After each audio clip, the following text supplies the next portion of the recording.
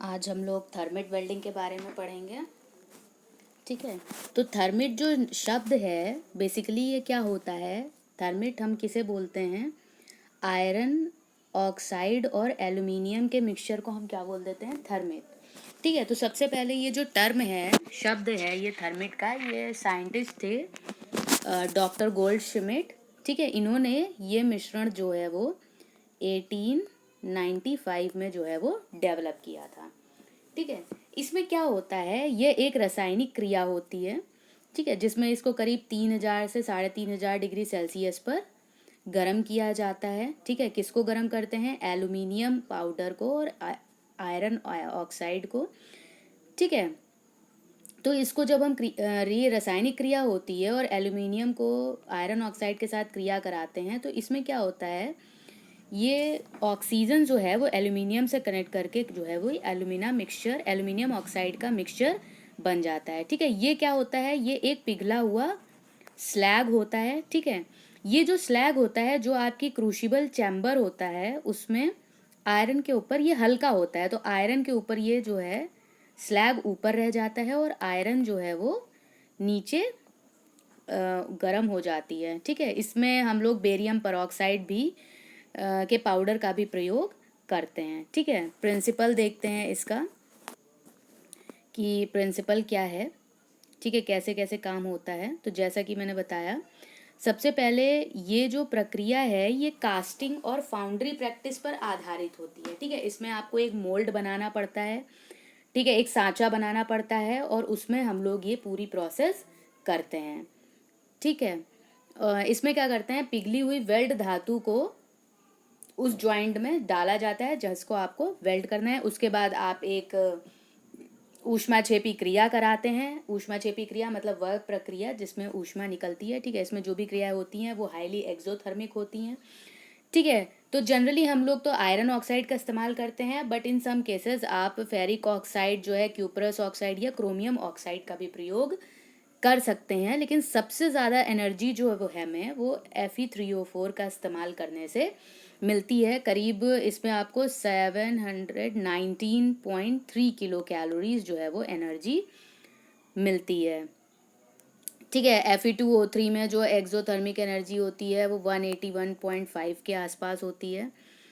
ठीक है, इसमें क्या होता है, दूसरा चीज़ क्या है, ये अविस्फोटक अभिक्रिया भी है। ठीक, दूसरा चीज़ क्या होता है, जब भी हम थर्मिट वेल्डिंग की बात करते हैं तो थर्मिट वेल्डिंग जैसे हमने टाइप पढ़ा था पहले, फ्यूजन और नॉन फ्यूजन और प्रेशर वेल्डिंग में। ठीक है, तो फ्यूजन भी तरीके से आप कर सकते हैं, आप प्रेशर का भी इसमें इस्तेमाल किया जा सकता है। फ्यूजन में क्या है, फिलर धातु का इस्तेमाल किया जाता है। ठीक है, इसमें क्या होता है, मेटल एक सर्टेन टेम्परेचर पर गलकर फिर वो जुड़ जाता है। ठीक है, प्रेशर वेल्डिंग में क्या होता है, दो वेल्ड फेस होते हैं, उनको हम एक इंस्ट्रूमेंट से दबाव से जोड़ते हैं और फिर वो आगे दूसरे पार्ट में जो है वो जुड़ जाता है और आगे बढ़ता है। ठीक है, तो दोनों विधि का इसमें प्रयोग किया जा सकता है। ठीक है, थर्मिट प्रोसेस समझेंगे कि थर्मिट वेल्डिंग की जो प्रोसेस है वो कैसे होती है। तो थर्मिट वेल्डिंग में सबसे पहले आप क्या करोगे, सबसे पहले कोई भी जब वेल्डिंग करते हैं तो हमें क्या करना होता है, जहाँ पर आपको वेल्डिंग करनी है वो पार्ट हम क्या करेंगे, उसको साफ कर लेंगे। ठीक है, जॉइंट्स को साफ कर लेंगे, ये सबसे पहला काम है आपका। दूसरी चीज़ आप क्या करोगे, क्योंकि एक और चीज़ है, जॉइंट साफ कर लेंगे क्यों, अगर मान लीजिए कोई डर्ट रह गई है तो वो क्या करेगी, ये जोड़ को कमज़ोर कर सकती है।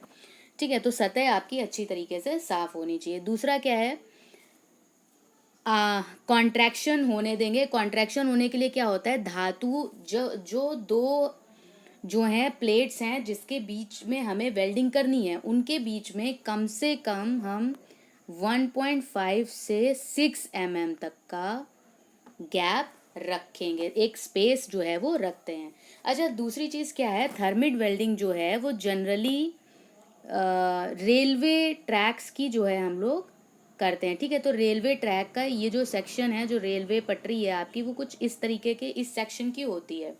तो हमें इसका सांचा भी कुछ ऐसा ही बनाना पड़ेगा जो इस सेक्शन का आई सेक्शन के जैसा हो। ठीक है, तो तीसरा क्या है, आपको एक सांचा बनाना है। ठीक है, तो मोल्ड को बनाने के लिए हम लोग जिस धातु का जिस भी धातु का मोल लेंगे, चाहे वो लकड़ी का हो या लोहे का हो, ठीक है, उसमें हम लोग क्या करते हैं, अंदर से वैक्स लगा देते हैं। ठीक है, वैक्स क्या करता है कंटेनर में, जब हम लोग करते हैं तो वैक्स क्या होता है, सबसे पहले कंटेनर में लगा कर रखा जाता है और उसको तब तक गर्म किया जाता है जब तक कि वो उसकी प्लास्टिक अवस्था में ना आ जाए। ठीक है, और जो मोल्डिंग मटेरियल है, मोल्डिंग मटेरियल की जो मोटाई है वो आप 10 mm मोटा ले सकते हैं, जो आपका मोल्डिंग मटेरियल है, वैक्स पैटर्न उसमें लगाकर बॉक्स के मध्य में रख देंगे। ठीक है, इसके बाद आपका जो फोर्थ स्टेप है, फोर्थ स्टेप में क्या करना है, आपको मोल्ड को प्री हीट करना है। ठीक है, मोल्ड को गरम करेंगे। ठीक है, मोल्ड को हम लोग गरम करेंगे। तो मोल्ड को जब भी आप गरम करोगे तो मोल्ड के अंदर क्या हुआ है, वैक्स लगा हुआ है।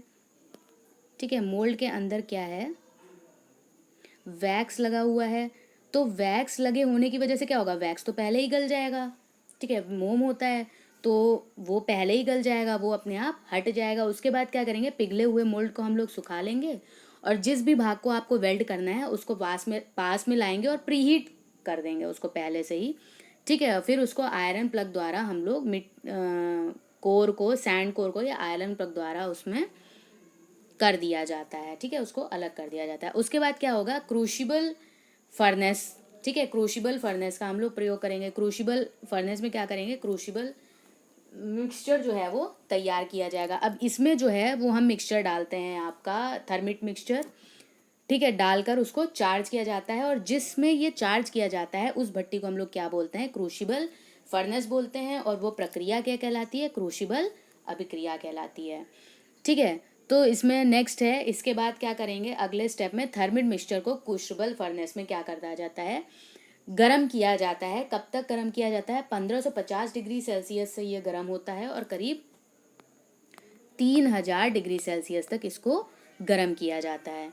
ठीक है, उसके बाद क्या करते हैं, जब ये क्रूशिबल मिक्सचर आपका तैयार हो जाता है तो मोल्ड में इसको वापस से हम लोग मोल्ड को खोल देते हैं। ठीक है, और जो वेल्ड फिनिश है आपकी वेल्डिंग की, ठीक है, उसको हम लोग क्या करेंगे, मोल्ड खोल देंगे, उसको ठंडा होने देंगे और फिर उसको ग्राइंडिंग करके वो मोल्ड फिनिश कर दिया जाएगा। ठीक है, इसको इस पूरी प्रोसेस को एक वीडियो के माध्यम से समझते हैं कि इसमें कैसा आपका मोल्ड होता है और कैसे काम होता है।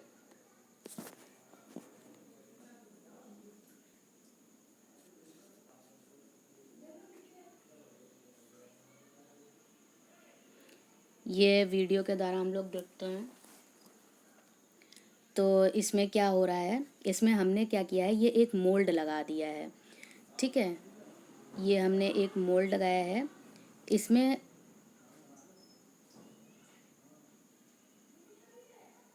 ठीक है, अब हम क्या करेंगे, मिक्सचर तैयार करेंगे। ठीक है, तो मिक्सचर के लिए हम लोग क्या लेते हैं, एल्युमिनियम, स्टील, ठीक है, आयरन ऑक्साइड और कुछ एलॉइंग मिक्सचर्स। ठीक है, ताकि हमारे जोड़ की जो है वो क्षमता बढ़ सके।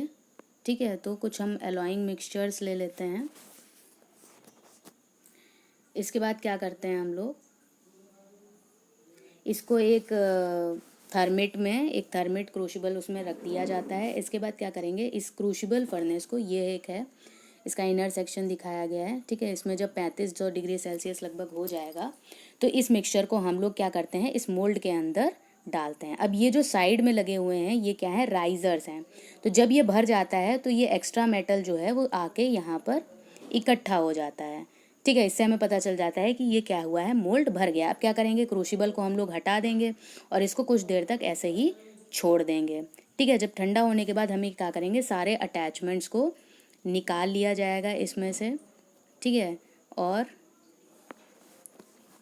ये जो है, ये आपका जोड़ जो है वो तैयार हो गया है। ठीक है, अब क्या करेंगे, ये लास्ट वाला अटैचमेंट भी निकालेंगे और ये जितना भी एक्स्ट्रा मेटल जो है वो लगा हुआ है इसको क्या करेंगे, ग्राइंड करके हम लोग स्मूथ कर देंगे, जिससे आपकी वेल्डिंग जो है वो प्रॉपरली ये इस तरीके से कुछ दिखने लगेगी।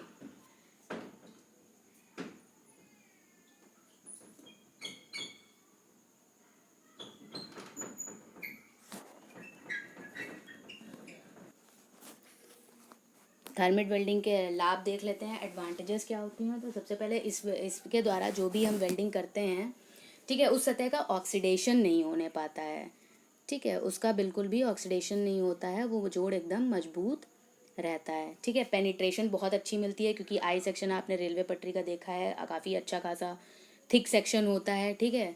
तो अंडर पेनिट्रेशन की प्राप्ति होती है, ठीक है, अंडरकट की संभावना नहीं रहती है।